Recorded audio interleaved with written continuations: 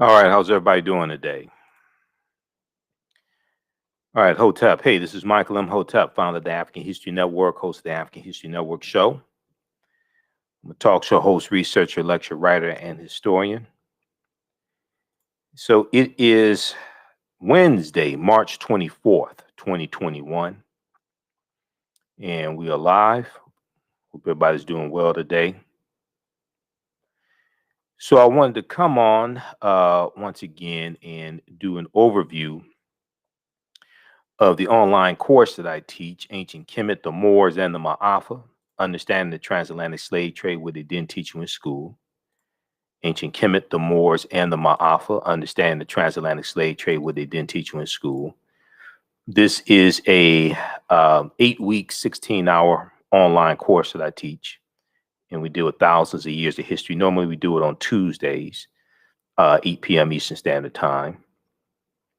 So we know that African American History Month just passed.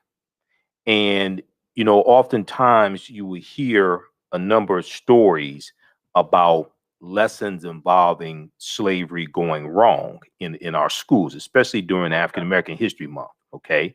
And this past February was no exception. We saw a number of different stories about insensitivity when it came to stories dealing with or lessons dealing with African American history. And I'm going to talk a little bit about that. And then I want to do an overview of the class as well to show you exactly what we cover in the class. So I do a PowerPoint presentation, and we deal with thousands of years of history, and we deal with what led up to the transatlantic slave trade taking place also. Okay. And we have to deal with the 800-year occupation of Europe by the Africans known as the Moors. And oftentimes that's a missing link in the history because many people mistakenly think that when the transatlantic slave trade starts in the mid 15th century, this is when Europeans first come in contact with African people. And that's just not true at all. All right, so I want to bring up the PowerPoint presentation. We'll do a brief overview of this. Now, you can register for the online course also at our website, AfricanHistoryNetwork.com, AfricanHistoryNetwork.com, and I'll post a link here as well. The class normally meets on Tuesdays, 8 p.m. Eastern Standard Time. And if I can't do it on Tuesday, then we'll do it on Wednesday. All right, we'll do it the next day. Okay, so let's look at this here. I want to show you one quick story here. Now, this is from USA Today. I talked about this on my radio show, the African History Network show. This deals with some slave lessons gone wrong and lessons about slavery gone wrong. This is from March 4th, 2021. Mock slave auctions, racist lessons, how U.S. history class often traumatizes, dehumanizes Black students. How U.S. history class often traumatizes, dehumanizes Black students.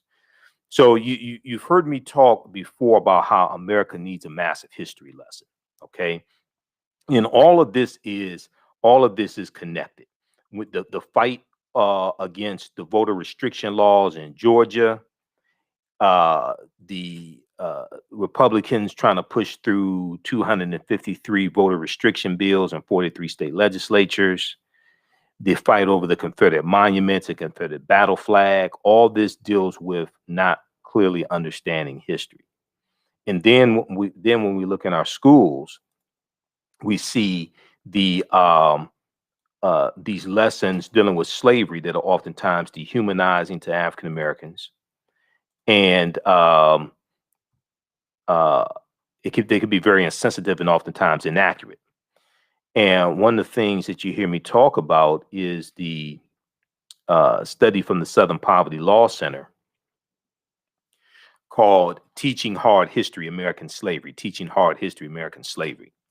And I use this in the online course, but in a lot of presentations that I do, I talk about this as well. And this study documents how the history of slavery is oftentimes mistaught, incorrectly taught in schools all across the country. and it gives numerous recommendations on how to more accurately and more correctly teach that history. Okay, we'll talk about that in just a minute here. All right, how's everybody doing? Everybody share this broadcast on social media platforms. Invite your friends to tune in. In the class, I do it live normally on Tuesdays.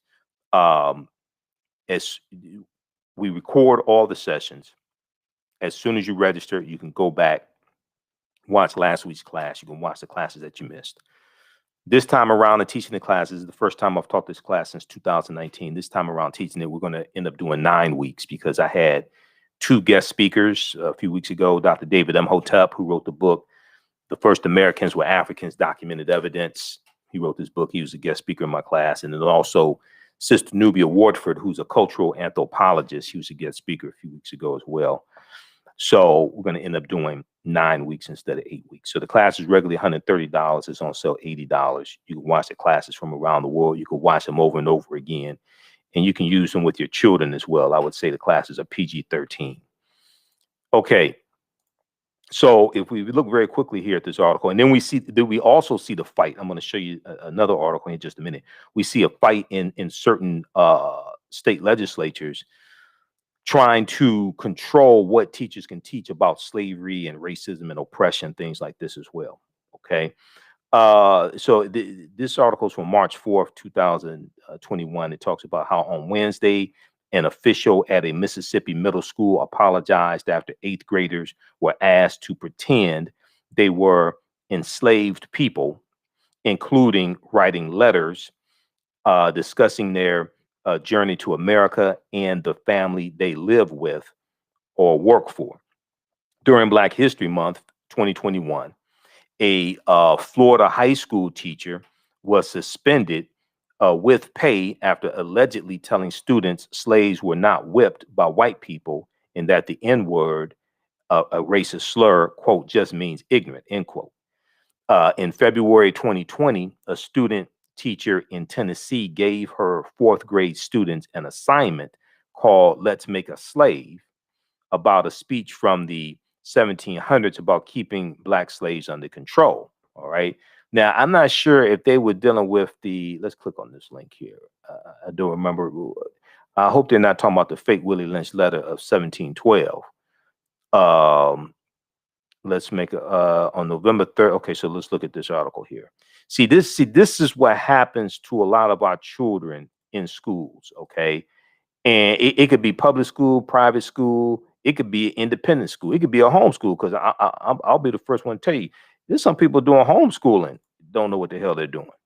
Okay, so it's not specific to the type of school. All right.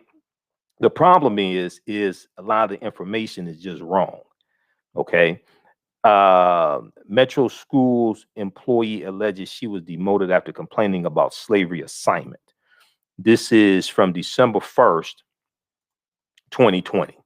Metro Schools employee alleges she was demoted after complaining about slavery assignment. So if you've seen my broadcasts over the past few years, you know I've done a number of them dealing with slave history lessons gone wrong, slavery history lessons gone wrong.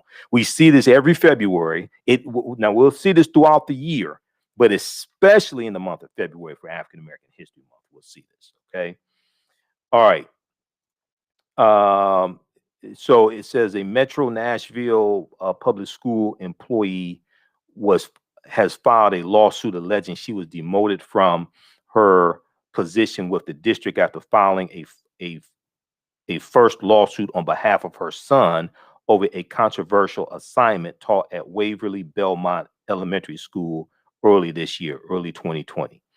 The employee, who is referred to as Jane Doe in the documents to protect the identity of her children, alleges that she was fired from her position in Metro's central office and was then passed over for a new position after filing a lawsuit on behalf of her child in November.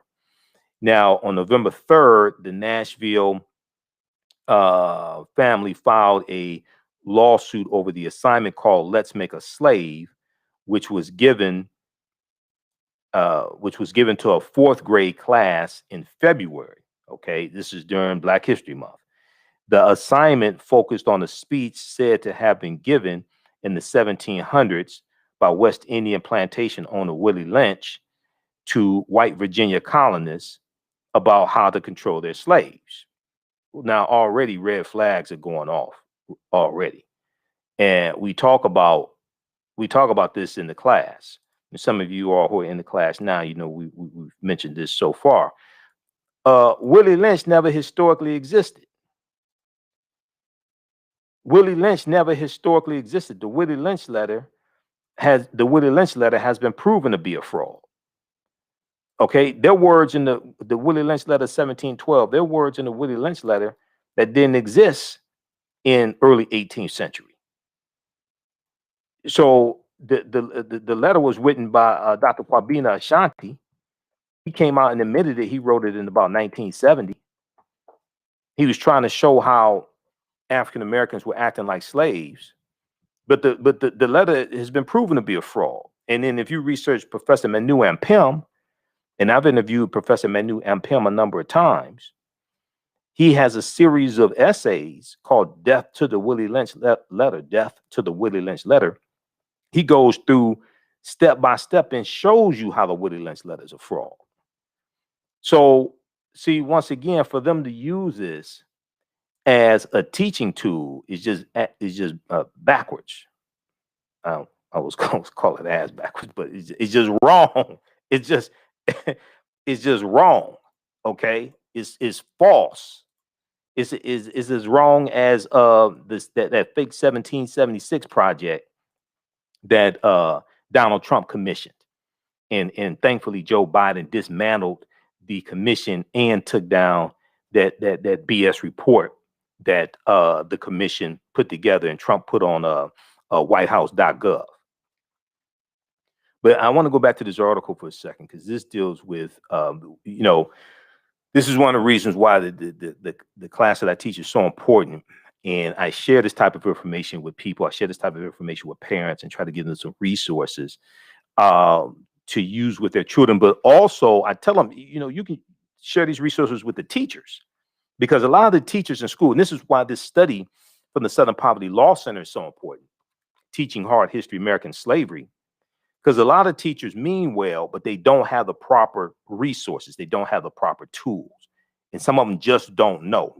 Some teachers mean well, but just don't know. And this is one of the things that the study explains. Now, you can download this study from splcenter.org, splcenter.org, and that's Southern Poverty Law Center, and search for teaching hard history. Okay, teaching hard history. And you can actually download the study. I downloaded it, took it to a printer, got it printed up. Okay, I'll show you some information from the study in just a minute here. But I want to deal with this because these things like this happen to our children in schools. Okay, and I read about this stuff, and a lot of times, parents don't know what to do about it. But so for this was during February. This is during Black History Month. The assignment focused on a speech said to have been given in the 1700s by West Indian plantation owner Willie Lynch to white Virginia colonists about how to control their slaves. Now, right there, whatever teacher uses doesn't know what they're doing. Now, in the new lawsuit filed in U.S. District Court on November 24th, 2020, Jane Doe claims that her previous job position was eliminated and she was demoted back to a classroom teaching position, and only then because she is tenured, in retaliation for her speaking out and filing the first lawsuit over the assignment and the harm her son suffered. Okay, so here you have this sister speaking out against this bogus history lesson, or African American history lesson, and they're using a fake speech in the lesson, and she's speaking out against the lesson and talking about the harm that her son suffered. Now, the lawsuit alleges that Metro schools violated Jane Doe's First Amendment and 14th Amendment rights to free speech and due process, as well as violated the Tennessee Human Rights Act when metro schools discriminated against Jane Doe and selected a less qualified male candidate for the position she applied for. Okay. So read the rest of this, and it talks about let's look at this here. The initial lawsuit. The initial lawsuit filed November 3rd alleged that Jane Doe's son, referred to as John Doe in court documents, suffered repeated acts of racial harassment by adults and peers when the Let's Make a Slave assignment was presented in class. The lawsuit alleges that both the teacher, Andrew Herman, and the school district had knowledge of the harassment and the, quote, racially hostile educational environment, end quote, but were indifferent to the circumstances. Racially hostile educational environment. Now, the assignment required students to read the speech. This is the fake Willie Lynch speech of 1712. I've done a lot of research on the speech. I've done lectures in the past, and I've interviewed Professor Manu and Pim a couple of times dealing with and going through breaking down the fake Willie Lynch letter 1712. Willie Lynch never historically existed. The letter was written in about 1970. There are words in the speech like self-refueling that are 20th century words, not 18th century words. Self-refueling comes from the transportation industry. The letters are fraud. So the assignment required students to read the speech, listen to the instructions contained in the speech, and even pretend to be actual slaves by folding themselves under their desks and pretending to seek freedom from slavery, according to the lawsuit. Now, see, when I hear things about stuff like this happen to our children, it pisses me off, because if you read the study from the Southern Poverty Law Center, Teaching Hard History, American Slavery, one of the things, now this is a free study. Now, how I know about it and teachers that have teaching certificates don't know about it, I don't understand. I'm still trying to figure that out. One of the things they tell you in the study is don't do slave reenactments, don't do mock slave auctions. They tell you don't do these things because they can be harmful, not just to African American children, but children in general. Okay, so I don't understand why teachers who have teaching certificates and went to school for education, I don't understand why they're still doing this. Every school district in America should be using this study. It's free. I don't understand it. It's free. I took this to the printer, got it printed up. It's free to download. I'm still trying to figure this out. Okay, so let's continue. How's everybody doing? Everybody share this broadcast on your social media platforms. Invite your friends to tune in as well. And I'm going to do an overview of the online course that I teach, also called Ancient Kemet, the Moors, and the Maafa, Understanding the Transatlantic Slave Trade, what they didn't teach you in school. We'll post a link here. You can register for the online course. We normally do it Tuesdays, 8 p.m. to 10 p.m. Eastern Standard Time. But the next class is going to be Wednesday, March 24th, 2021. Okay, so you can register for that, and we get deep into the history. All right, I want to go back and look at this article, because this is very, very important here about things like this that are happening to our children. Okay, let's go back to this. Let's turn the screen share back on.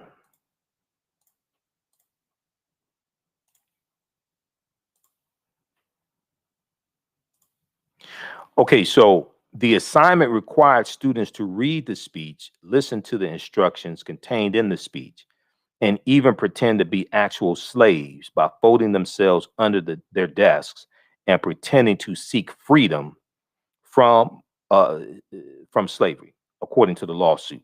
Now, the family claims that the wild, graphic, and inappropriate content caused physical and emotional harm to their child, and then at the time a fourth grader who has autism. And I can see this. I can see this happening, because you don't do this to children.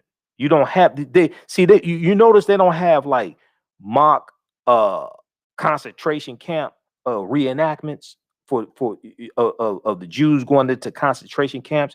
They don't do that as a school assignment. You ever realize that? They don't have, mock Holocaust reenactments as a school assignment. Okay, it's only our Holocaust where they think it's appropriate to do that and traumatize our children and traumatize other children. It's not just African American children that can be traumatized from that, but especially African American children. So the assignment led to community outrage earlier this year, so earlier 2020, rightfully so, including calls from community and city leaders asking for stronger oversight and policies for the district, which serves nearly 70% Black, African American, and Hispanic children. A student teacher from Vanderbilt University led the lesson under the supervision of Andrew, I think it was Andrew Herman, I think was the name, and was dismissed by Metro Nashville Public Schools following the incident. Herman was also placed on administrative leave at the time, but has since returned to employment by the district. At the time, the district characterized the content of the assignment as not age appropriate or within the scope of sequence for the fourth grade class. No, it's not appropriate for any age because the speech is a fraud. It's not appropriate for any age because the speech, the teaching tool that you're using is a fraud. It'd be like if you tried to teach. It'd be like if you try to teach history using Twice the Night Before Christmas as the foundation. Okay, and you you're trying to explain Christmas using Santa Claus and reindeers. Okay, how the little kids, if you got little kids around, they don't exist.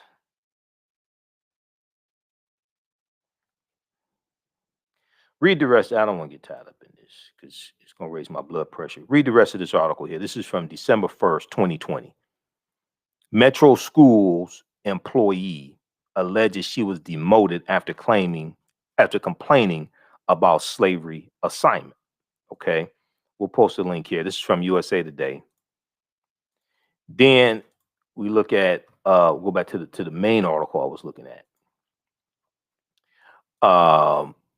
But this is an example of this. Okay, and this is why in some of these articles they'll cite the study from the Southern Poverty Law Center teaching hard history of American slavery. I think they cited in this article as well.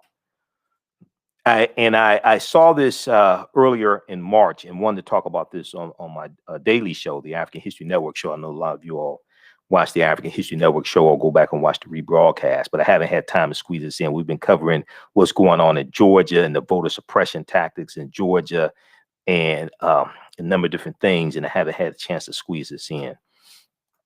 Mock slave auctions, racist lessons, how U.S. history class often traumatizes, dehumanizes Black students. Okay, so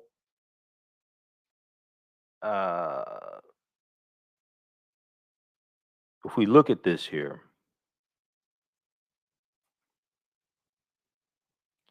so we talked about the class from February 2020. That's a Black History Month lesson, February 2020. In 2019, a fifth grade teacher was accused of holding a mock slave auction in which white students hid a bid on Black students in New York. Now, I talked about that. I did a whole broadcast dealing with that one. We may rebroadcast that out to see. I have so much content. I've been going through looking at some of the archives. I've been going through, and I'm still editing video from like the past couple of weeks, shows from the past couple of weeks. I'm still, I've got so much content. We may rebroadcast that. That one dealing with what took place in New York. Okay. Also, African American business owners, post the name of your business here on the thread of the broadcast, and we'll let you know how you can advertise with the African History Network. We have a few slots that are open now. Email us at email us at ahnshow@africanhistorynetwork.com, ahnshow@africanhistorynetwork.com to advertise with the African History Network or to find out about advertising with the African History Network. Okay, let's continue here. Just 1 second here. All right. So I want to go back to this article, then I'm going to show you some of the slides. We'll do an overview of the content that I cover in the class, the online class.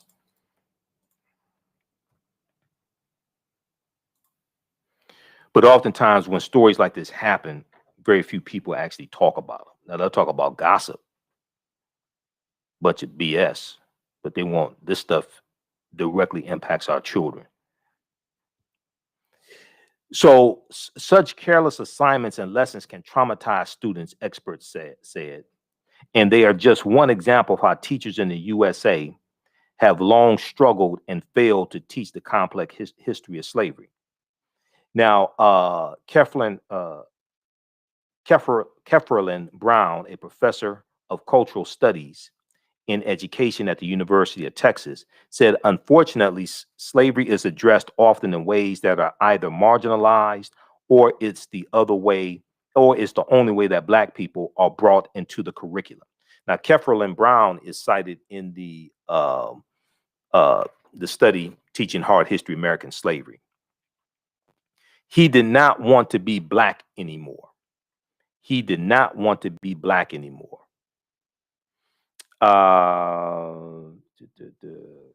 Lawsuit filed. Child was told. Okay, so in this particular one, in May 2019, teacher Patricia Bailey made Nicole Day's son, another Black student, stand in front of their class while other students bid on them during a social studies lesson at North Elementary School. Okay, so that case, I actually went in depth and covered that case. It needs more context. It should not have happened, but there was a lawsuit behind that as well. What actually happened really needs more context than is what is here. The child was apparently traumatized, though. That's why you should not do reenactments. But I this particular one, that's the one that I remember. Let me see. The children were told to refer to the winning students as masters and were warned not to try to escape because they would be chased down and violence would be done to them, according to the report. Okay, I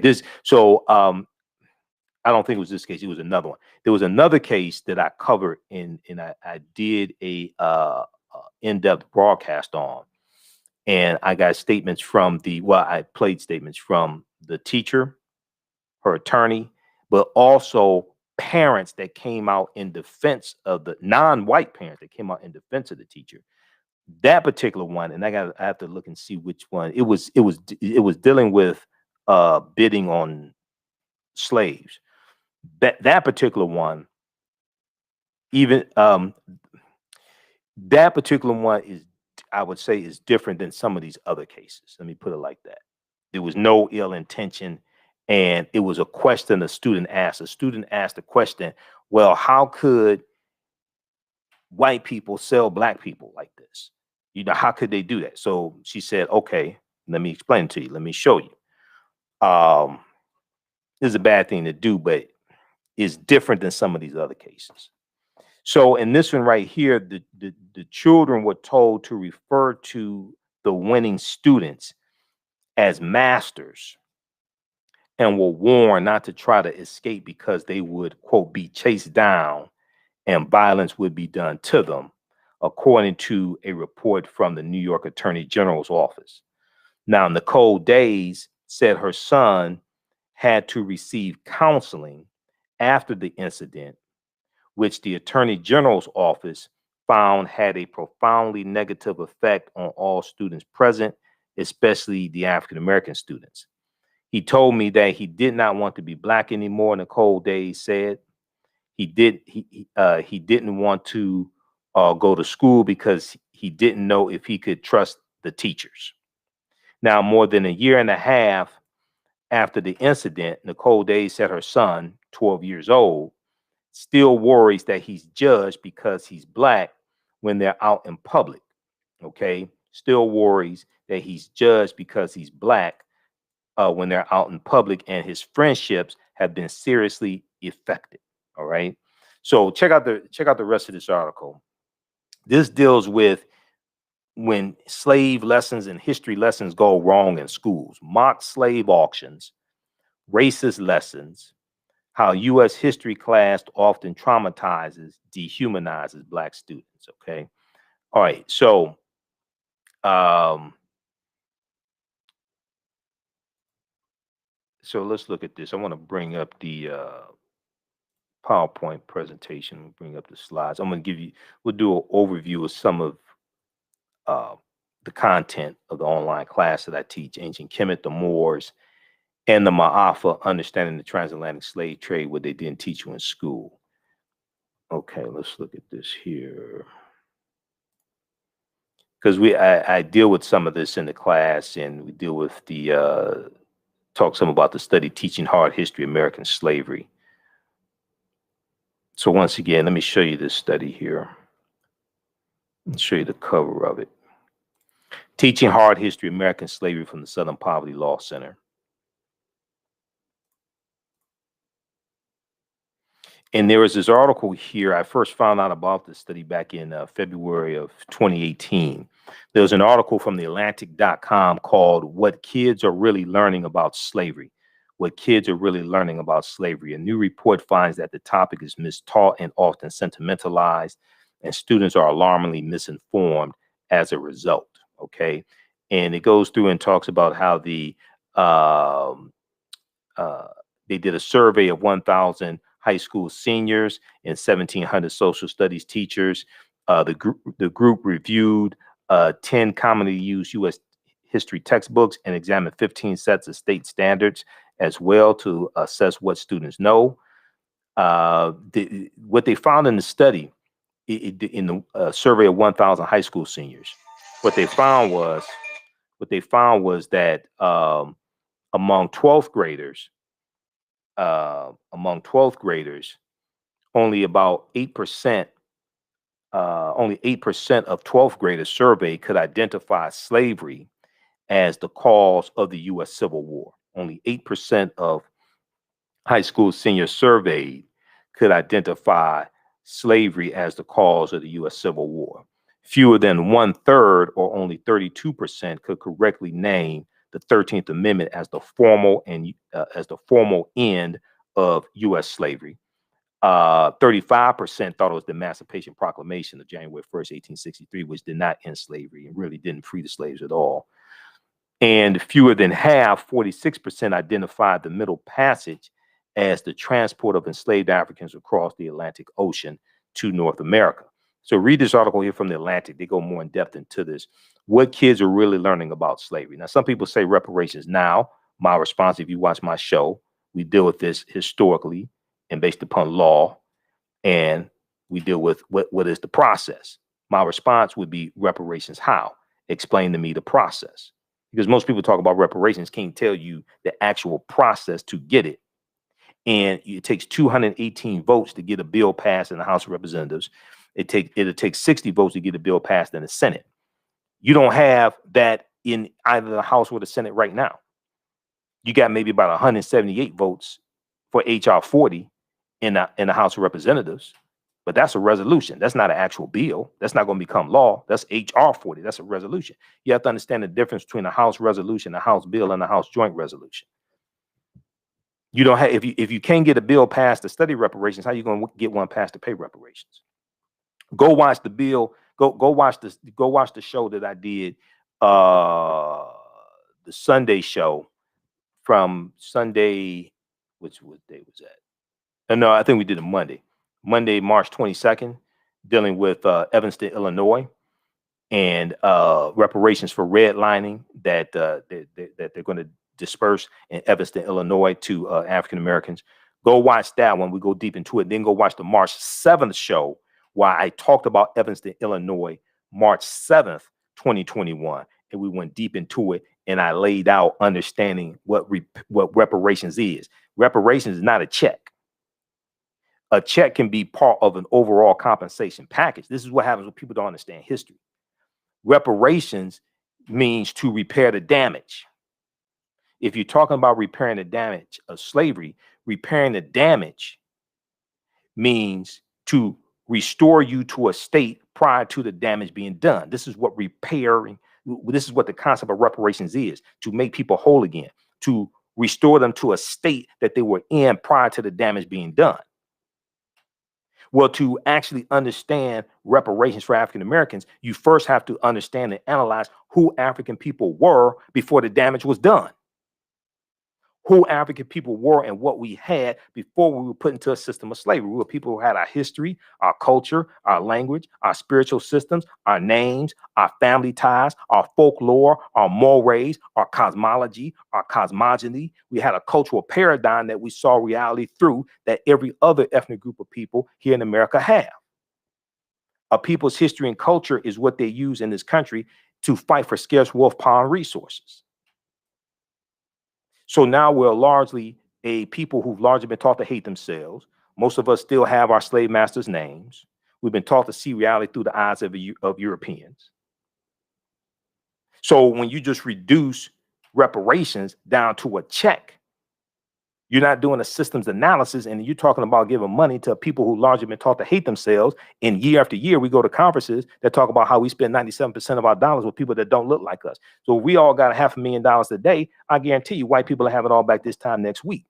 And at the same time, because you haven't done a systems analysis, you're not dealing with the laws and policies that were put in place to bring about the structural inequities to bring us to this place to bring us to where we are right now. So in addition to repairing the damage and restoring us, you also have to change the laws and policies that are still in place that brought about the structural inequities in the first place. This is why we have to have a systems analysis when we deal with repairing the damage. And look at the study from Citigroup Bank, and I've talked about it a number of times. Look at the study from Citigroup Bank that shows how the U.S. economy lost $16 trillion over a 20-year period of time from the year 2000 to the year 2020 because of racism and discrimination, and how if it corrects these policies and the racial wealth gap and things like this, it can add $5 trillion to the U.S. economy over 5 years. It's CBS News has the article. We'll look at it quickly here. Because see, this is why when people say reparations now, my response is reparations how? Explain to me the process. First thing you have to do is read the U.S. Constitution, because a lot of our people don't understand the Constitution and don't understand that bills, Article 1, Section 9, Clause 7 of the U.S. Constitution clearly tells you that Congress controls the power of the purse. So bills dealing with taxation and appropriating money, that has to pass the U.S. House of Representatives and the U.S. Senate and be signed into law by a president. Okay, so a lot of this stuff floating around dealing with reparations is just nonsense. Okay, let's look at this here.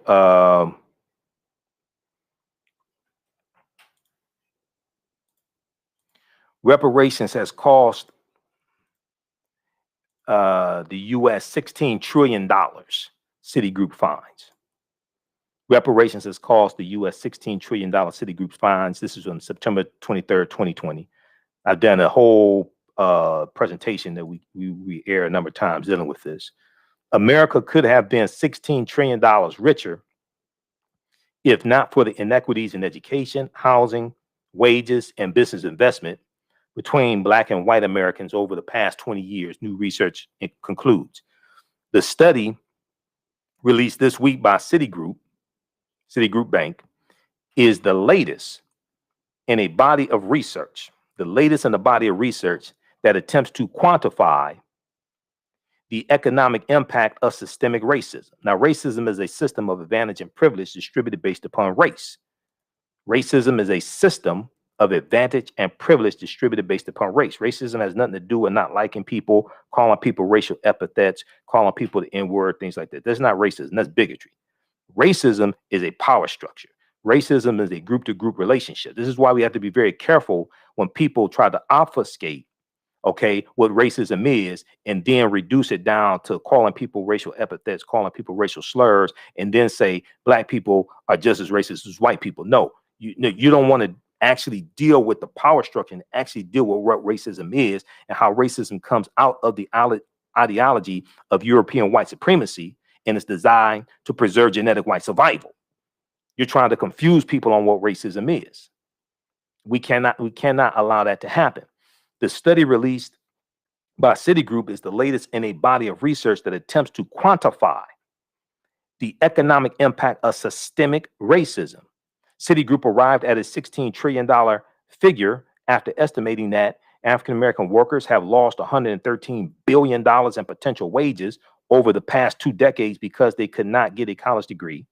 The housing market lost $218 billion in sales because African American applicants could not get home loans. And about $13 trillion in business revenue never flowed into the economy because African American entrepreneurs could not get access to bank loans.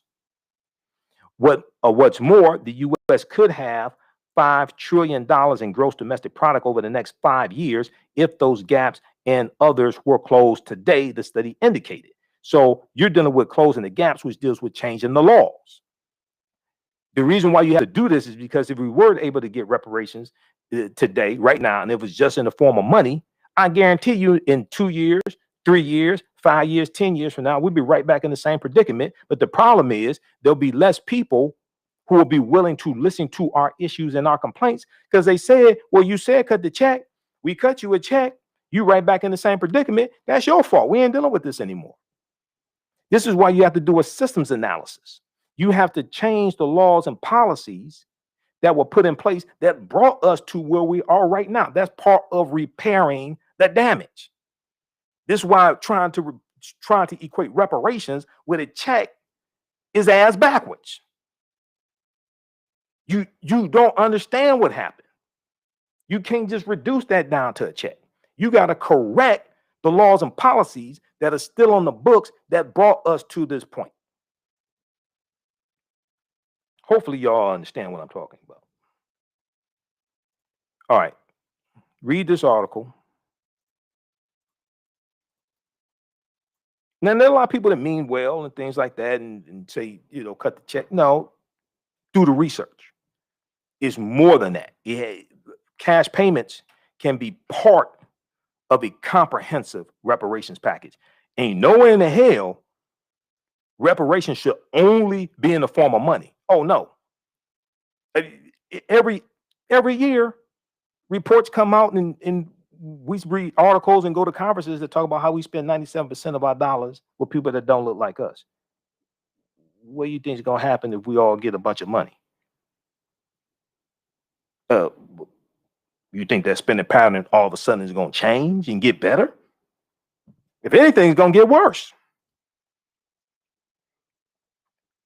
All right. So read that. Okay, so let's go back to the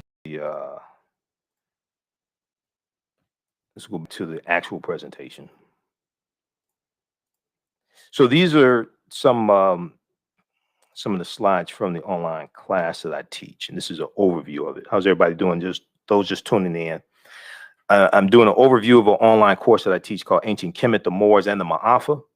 Understanding the transatlantic slave trade, what they didn't teach you in school.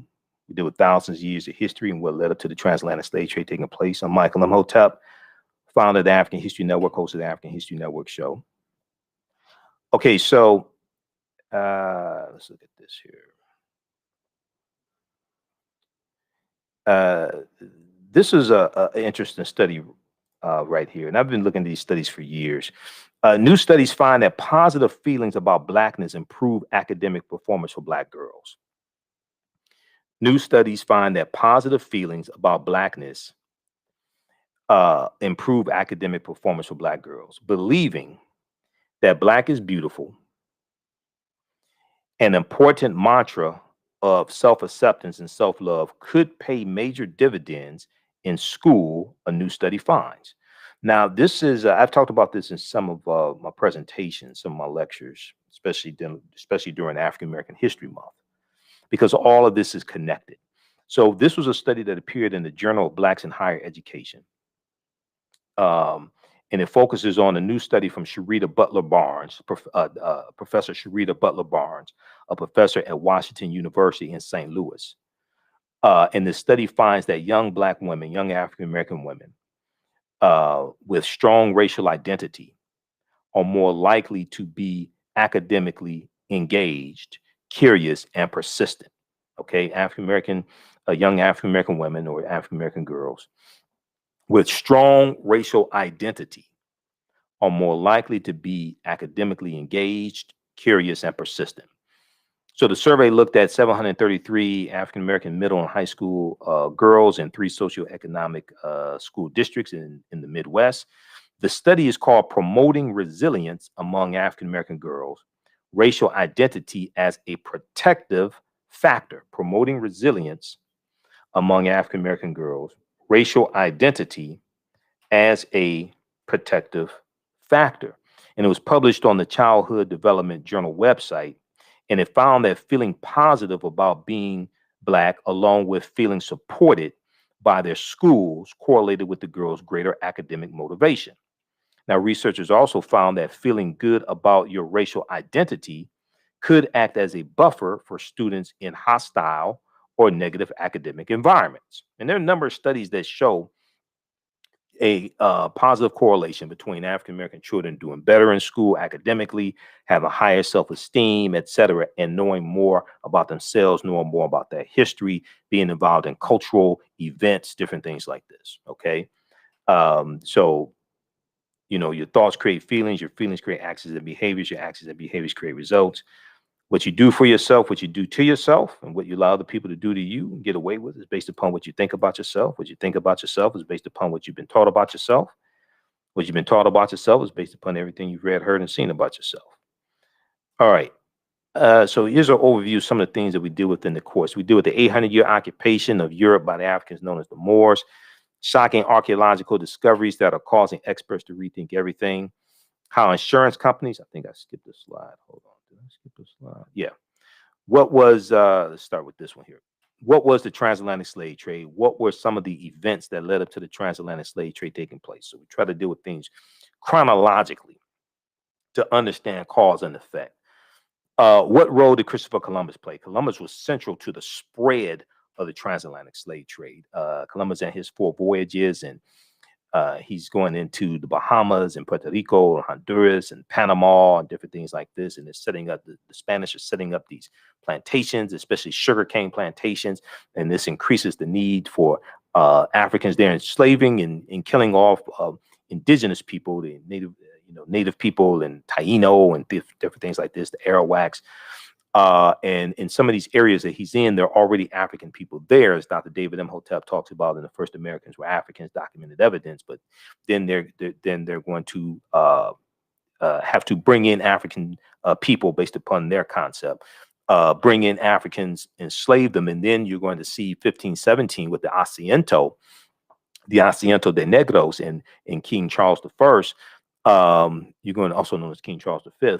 You're going to see, like 1517, 1518, you're going to see the Spanish exclusively enslave African people. And that's after a conversation that Right Reverend Bishop Bartolome de las Casas has with the King of Spain. And he says that the indigenous people, the native people have suffered enough, and you should exclusively enslave African people. And see, the Spanish were the second ones involved in the transatlantic slave trade. You have the Portuguese, they're the first ones involved in 1441, and then the Spanish are right behind them. And Spain and Portugal are where the Moors first go into Europe, the Iberian Peninsula, which is right above Morocco. All right. So we deal with when did Africans first coming to the U.S. as slaves? Did Africans sell themselves into slavery? We deal with that complicated history. Were African people in America before the slave trade?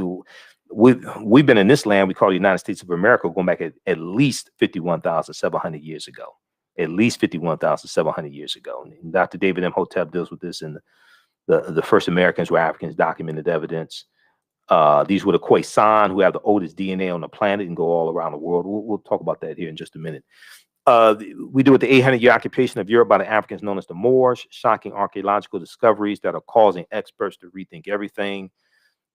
Insurance companies that took out insurance policies on slave ships and enslaved Africans on the plantations, okay, which is really a deep history. And there were about 40 U.S. insurance companies that sold insurance policies on enslaved Africans, okay? And they didn't just sell them on the slave ships, they also sold insurance policies on Africans on the plantations as well.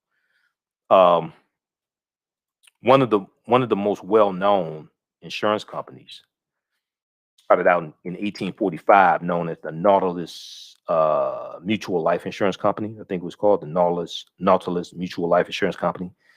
Then they changed their name to the New York Life Insurance Company. And for the first 3 years of their existence, they sold insurance policies on enslaved Africans. It was something like 400, 500 insurance policies. There was a huge article from the New York Times about this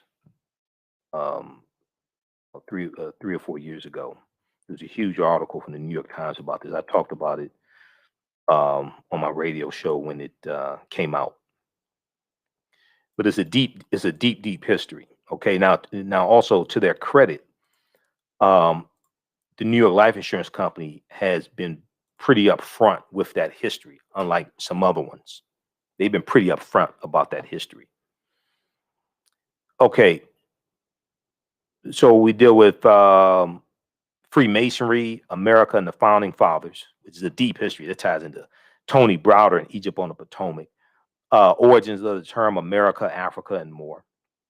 So I tried to dispel a lot of myths as well. And we talk about the fake Willie Lynch letter, 1712. As the article from the USA Today showed, you had a teacher that was using it during a Black History Month lesson and using it to teach. It's a fraud. Throw that damn thing in the garbage can. We should not be teaching from that. Throw that in the garbage can. I know Dr. Kwabena Ashanti meant well, but now we know.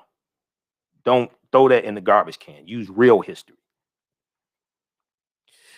I talked about the problem with slave movies. We talked about that in last week's class. The problem with slave movies, a proliferation of slave movies. And while we're being bombarded with slave movies and slave TV shows, I originally talked about that back in like 2016. Okay. And we deal with that some more. I was just on the Tammy Mack show, the Tammy Mack Late Show on Fox Soul TV. And this was on Tuesday, March 23rd. And we dealt with the rise, the boom in biracial advertising. And I actually did a broadcast, and it's on YouTube. I did the broadcast back in June of 2018. This was the month after the royal wedding, Meghan Markle, Mary, and Prince Harry.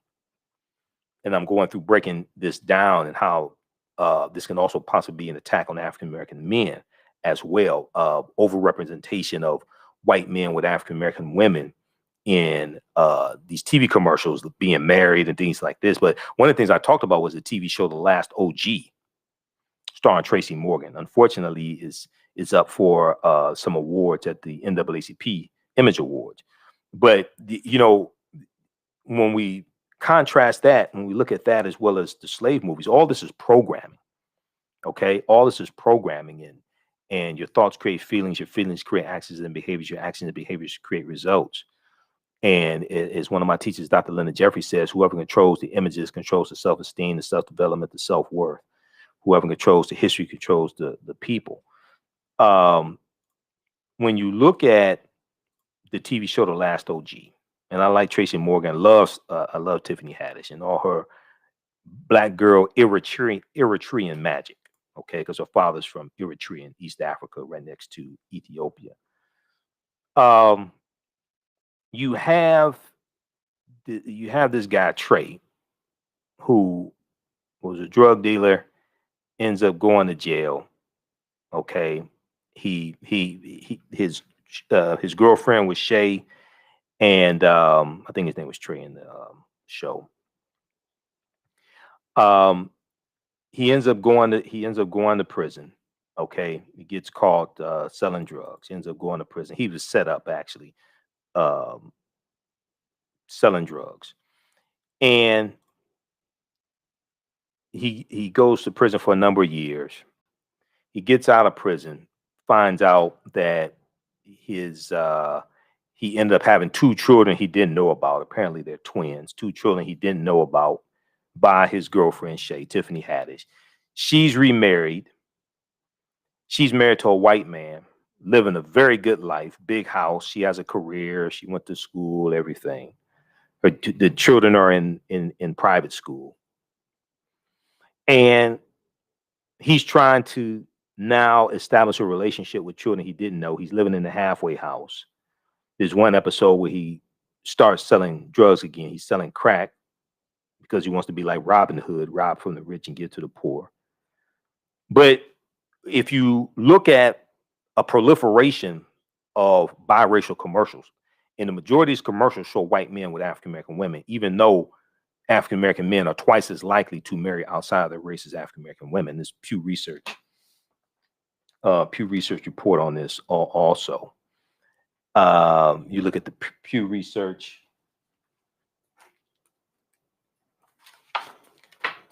You look at the Pew Research from. Let's see. We look at the one from 2017, May 18, 2017, intermarriage in the U.S. 50 years after Loving versus Virginia. And that's the Loving versus Virginia was the U.S. Supreme Court case in 1967 that legalized interracial marriage because it was still illegal in some southern states. But you have this show that really promotes, to me, it shows how you can have a good life married to a white man. That really shows, and some of that can be reinforced in some of these commercials as well. You know, so, but that's another conversation. But we talked about that on the Tammy Mack Late Night Show. Dr. Wendy Osefo was sitting in for Tammy for this week. So, all right. This is Dr. Leonard Jeffries, one of my teachers. He said, he says, whoever controls the images controls your self-esteem, self-respect, and self-development. Whoever controls the history controls the vision. Whoever controls the history controls the vision. And this deals with the power of image. This is why the power of image is so important. Okay, this is why we have to be careful of the images that we allow our children to consume and that we consume ourselves as well. That's why we have to be careful of this. All right. So how's everybody doing on Facebook and YouTube? Everybody share this broadcast on your social media platforms. Invite your friends to tune in as well. We're doing an overview of the online course that I teach called Ancient Kemet, the Moors, and the Maafa. Understanding the transatlantic slave trade, what they didn't teach you in school. Ancient Kemet, one of the original names for Egypt. Ancient Kemet, the Moors, and the Maafa. Understand the transatlantic slave trade, what they didn't teach you in school. This is normally an 8-week, 16-hour online course that I teach. We deal with thousands of years of history. We deal with what led up to the transatlantic slave trade taking place also. I do a PowerPoint presentation. We have video clips, book references, or articles. There's about 50 articles that I reference in the class. Normally, class meets on Tuesdays, 8 p.m. to 10 p.m. Eastern Standard Time. If for some reason you can't do it on Tuesdays, we will do it the next day on Wednesday. Well, I do this classes live, online. You can ask questions in class with the live chat, with the text chat. All the sessions are recorded. All the sessions are recorded, so you can go back and watch it over and over again. So as soon as you register, you can watch last week's class and some other classes as well. There's also bonus content there as well. Okay. All right. So the class is regularly $130 on sale, $80. As soon as you register, you can start watching the content. All right. Let's continue here. Let me show you this from the Pew Research, because I did a lot of research to prepare for my appearance on the Tammy Mack late show. Actually, I over prepared because most of the stuff I studied I didn't get a chance to talk about. But I always do that. I always over prepare. I always do research for interviews and things like that, and I always over prepare. That's just me. Intermarriage in the U.S. 50 years after Loving versus Virginia. And I had research that I did back in June 2018 when I did my broadcast dealing with the increase in biracial advertising. So this is one of the things, this is one of the pieces of research that I did back in 2018. 1 in 6 newlyweds are married to someone of a different race or ethnicity. Okay, 1 in 6 newlyweds. Read this from Pew Research, May 18th, 2017. Intermarriage in the U.S. 50 years after Loving versus Virginia. This is at pewresearch.org. Pewresearch.org. All right, let's continue here.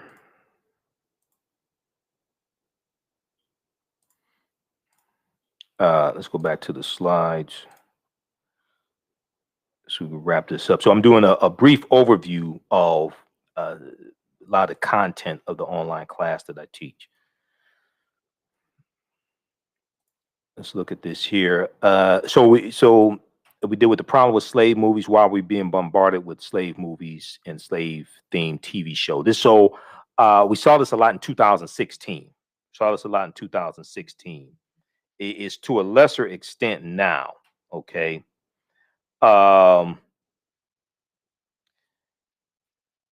It's to a lesser extent now.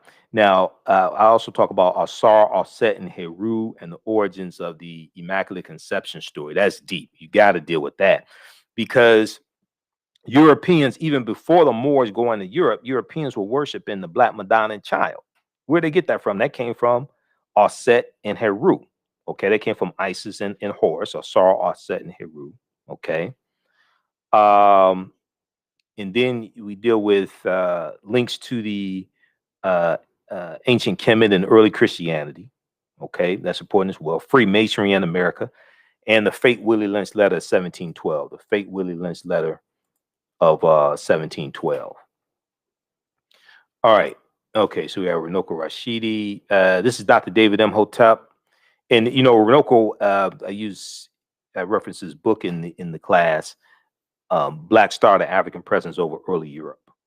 Okay, Black Star, the African Presence over early Europe, and also this is Renoko's book, Black Star, the African Presence over Early Europe, and also use Golden Age of the Moor.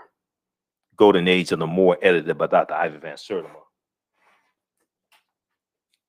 Reference that as well. Okay, Golden Age of the Moor. 2 excellent books. Okay, so let's see here. Let's continue. All right. So this is Dr. David Imhotep. He wrote the book, The First Americans Were Africans, Documented Evidence. Came out 2011. His new book should be out any day now, actually. The First Americans Were Africans Revisited is his new book. I just interviewed him. I just had him. He spoke to my class a few weeks ago. So page 14 of his book, he deals with the discovery that took place in 2004 in Allendale County, South Carolina.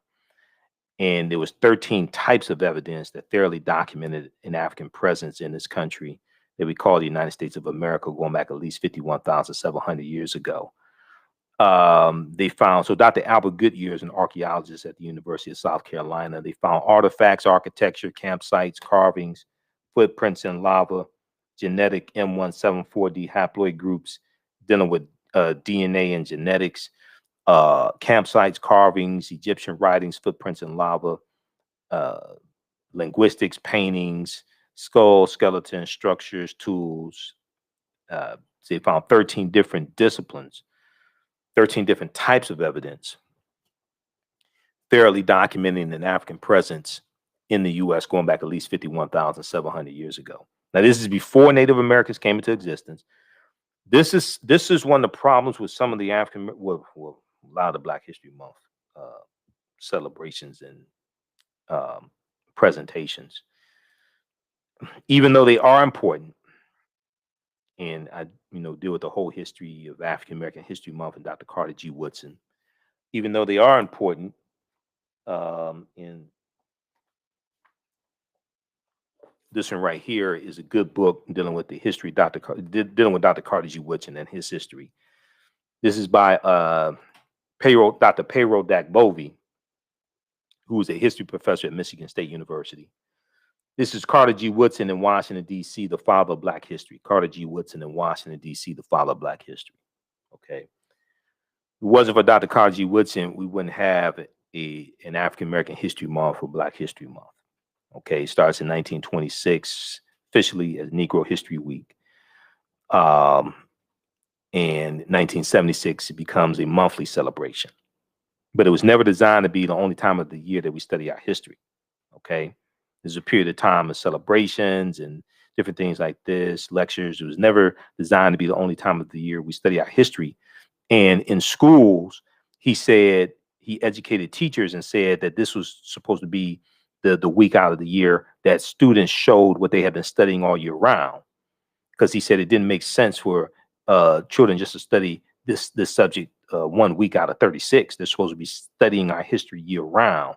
In that 1 week, the second week in February, they're supposed to show what they have been studying all year round.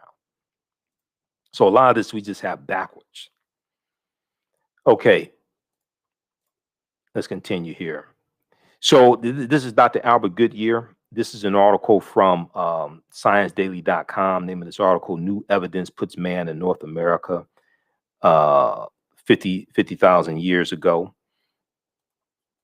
New evidence puts man in North America 50,000 years ago. This is from ScienceDaily.com, November 18th, 2018. And Science Daily is a scientific website. They have all types of scientific discoveries, things like that there. This is a synopsis of the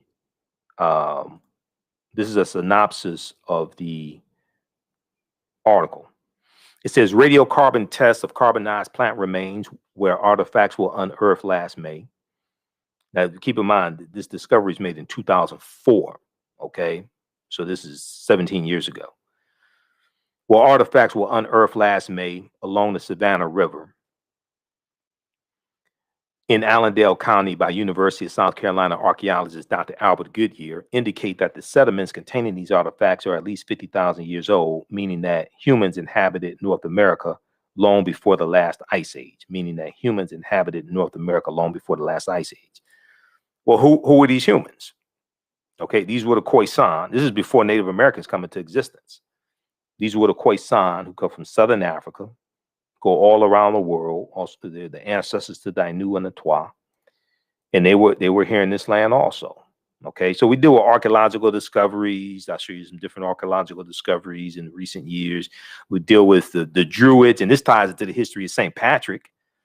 Okay, so some people just celebrated St. Patrick's Day. I'm not one of them because Patrick was a mass murderer on behalf of the Eastern Orthodox Christian Church. He was a mass murderer. So we talk about the discoveries, things like this. And then let's see here. This is a discovery dealing with Tanis Heraklion, the lost city of Egypt. Okay, that discovery is from 2013. And Tanis Heraklion swallowed into the sea about 1,200 years ago. Okay.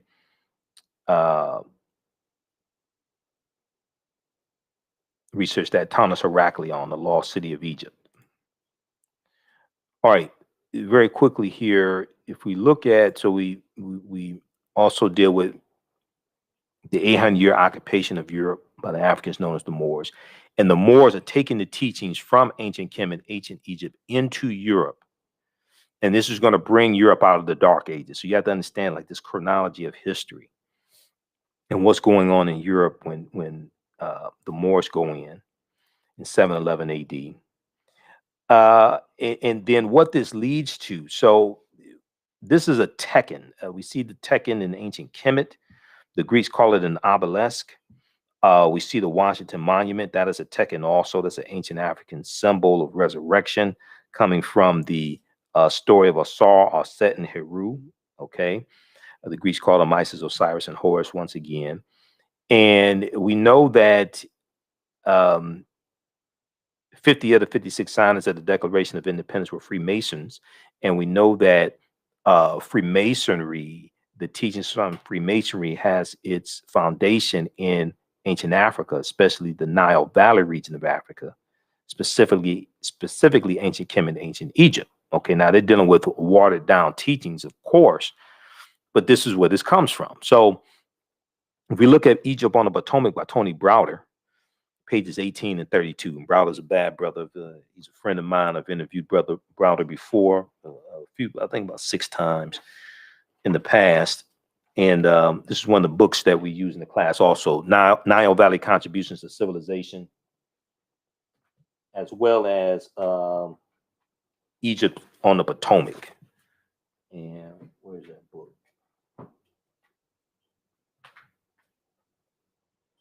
We got Egypt. I've got it right around here somewhere. We got a bunch of books here. Egypt on the Potomac. Oh, right here. Egypt on the Potomac, right here. Excellent book. Short book, about 70 pages or so. Egypt on the Potomac deals with how the layout of Washington, D.C. is based upon ancient African principles. Okay. And how the layout of Washington, D.C. is a copy of the layout of ancient Egypt. But the word Mason is derived from the Latin words mass and son, S-O-N. Mason means child of light and expresses the desire to pursue light. Okay, the desire to pursue light, which is a metaphor for the sun, which symbolizes knowledge. The term child of light or sons and daughters of light was first used to identify students who had completed 42 years of study, in the temples of ancient Kemet or ancient Egypt. Many Masonic temples were modeled after the temples of ancient Kemet, places where light or knowledge was imparted in a series of steps or degrees. So also when you read George G.M. James' book, Stolen Legacy, he deals with some of this type of information as well. So the liberal arts, the 7 liberal arts, the trivium and the quadrivium, the arithmetic and logic and things like this, the whole concept of liberal arts colleges comes out of ancient Africa, ancient Kemet.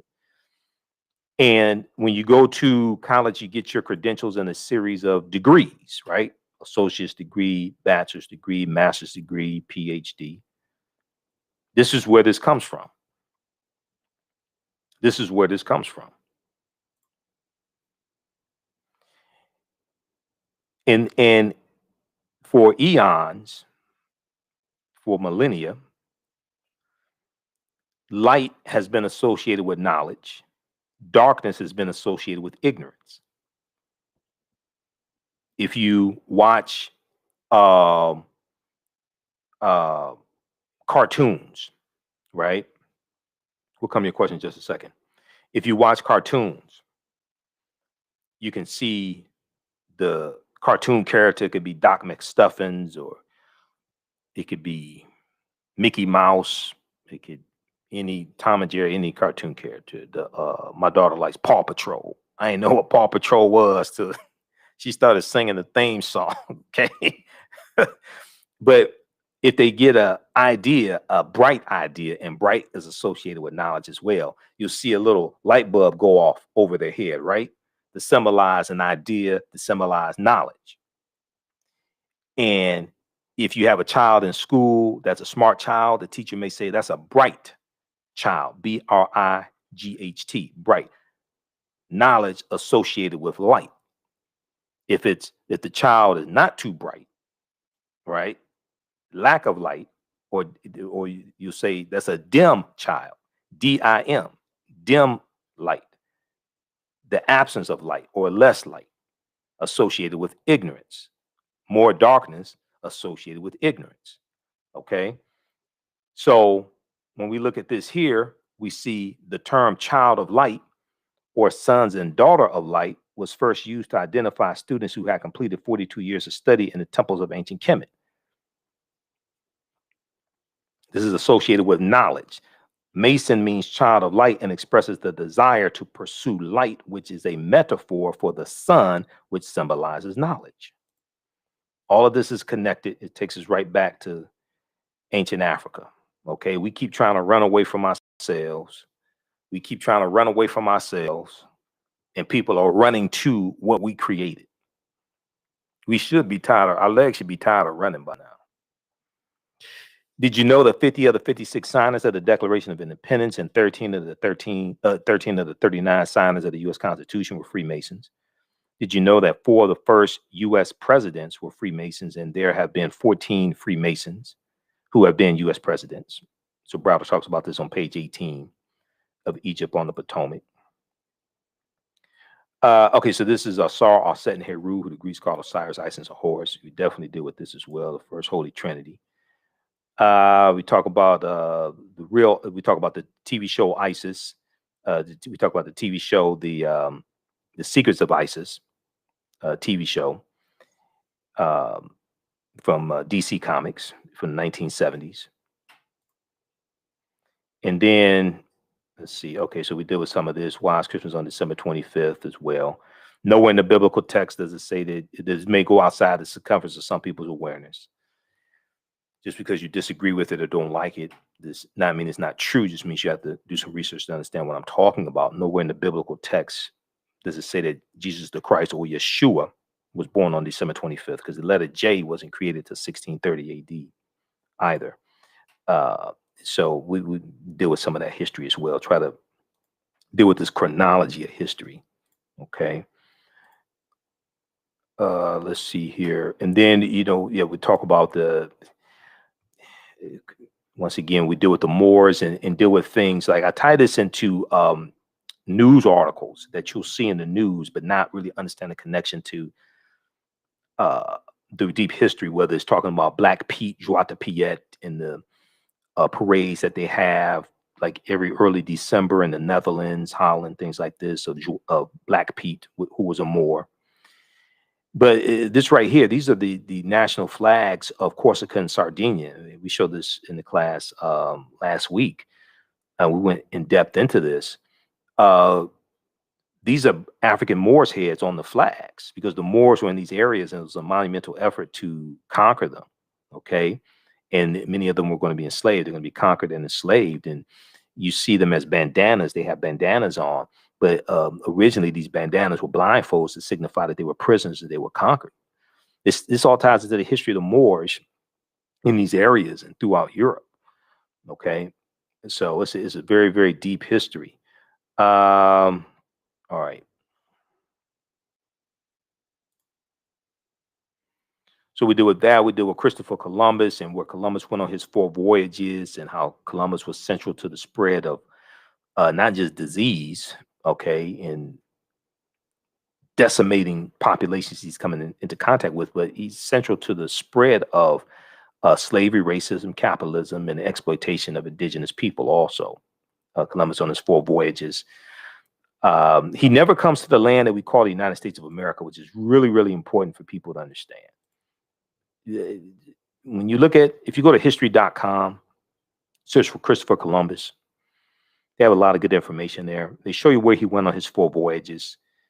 He never came to the land we call the United States of America. The closest he came here was Cuba, which is 90 miles away. Okay. He's in Haiti and Jamaica and Cuba, Puerto Rico, Honduras, Panama, Trinidad, things like this. He never comes to this landmass that we call the United States of America.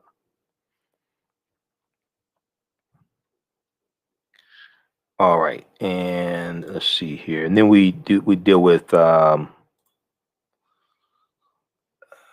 So we also talk about um,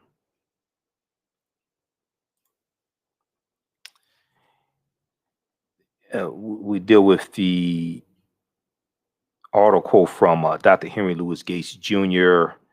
We deal with we talk about African involvement in the slave trade, and I cite Dr. Malefikete Asante and his critique of Henry Louis Gates Jr., who one of my teachers, Dr. Leonard Jeffries, calls Dr. Henry Louis skipped the truth gates, because oftentimes he skips over the truth, even though Gates does do some good research. But some of his information dealing with the transatlantic slave trade and African involvement in the transatlantic slave trade, he's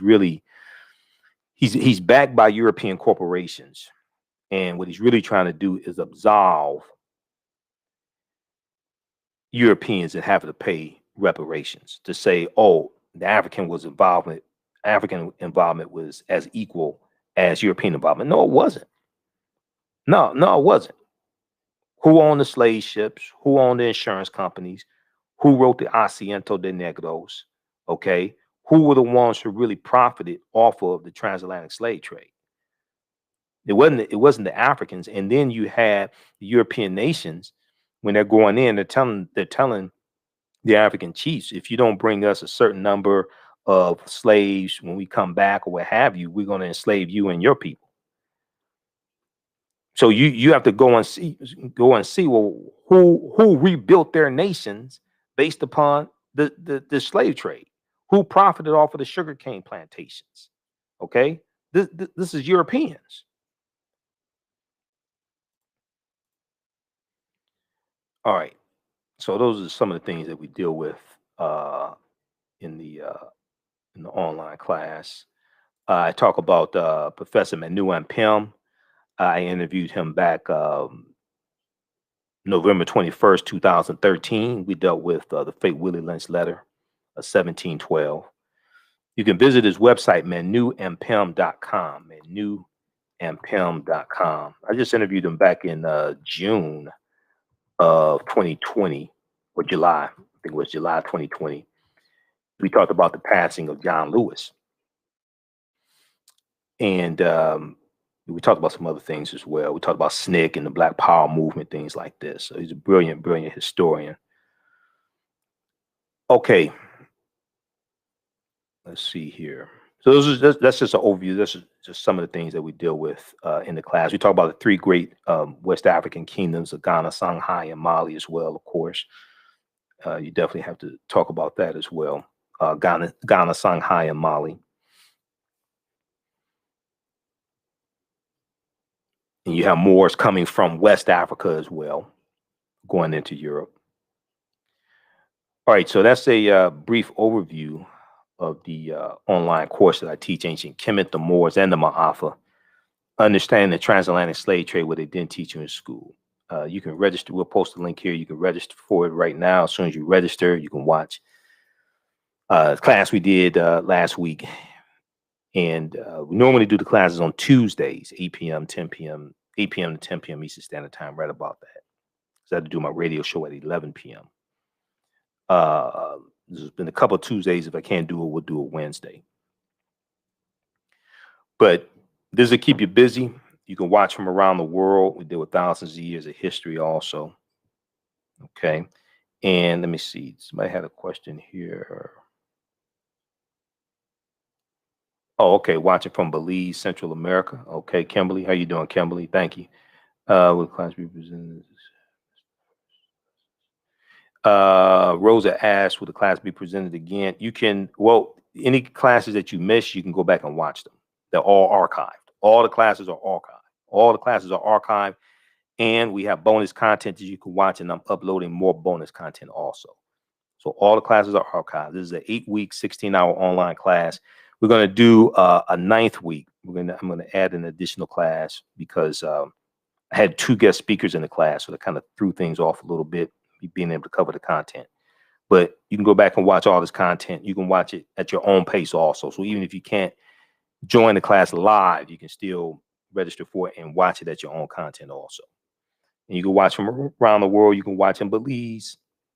You can watch in Belize as well. All right. So You can visit our website, AfricanHistoryNetwork.com, AfricanHistoryNetwork.com. And right on the home page, we have the information. We posted the link here, but on the home page, we have the information. So when you go to our website, you'll see the information about my radio show. We're on 6 days a week, 6 nights a week. And you scroll down, so you have the information about the radio show, the African History Network show. You click here for podcasts. We're on Monday through Friday, 11 p.m. to 12 midnight Eastern Standard Time, and Sunday, 9 p.m. to 11 p.m. on 9:10 a.m. Superstation WFDF. We broadcast right here, also on Facebook and YouTube. The African History Network on Facebook and Michael Imhotep on YouTube. Click here to read articles that I've written. Okay, this is a video I did dealing with Cardi B and Megan Thee Stallion at the Grammys and WAP. Go back and watch that. I go deep into this. Go back and watch that, and then watch the panel discussion I did with the sisters back in August of 2020, dealing with WAP and negative corporate control hip hop. All right, so then you have information here for the show. For the class. Click here to register here. Takes you to the next page, and click right here to enroll. As soon as you enroll, you can start watching the content, and you'll be ready for the next class.